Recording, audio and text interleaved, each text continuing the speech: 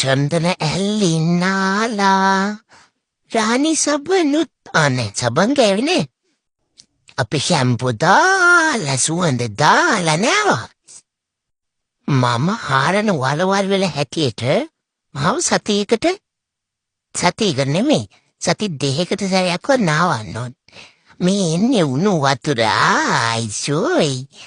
මම කොච්චර දඟ වුණත් නාවන වෙලාවට හරියට ඉන්නෝ මගරි ආසයි නාන්නේ ඊට පස්සේදී වාහනේ පිටිපස්සෙන් නැගලා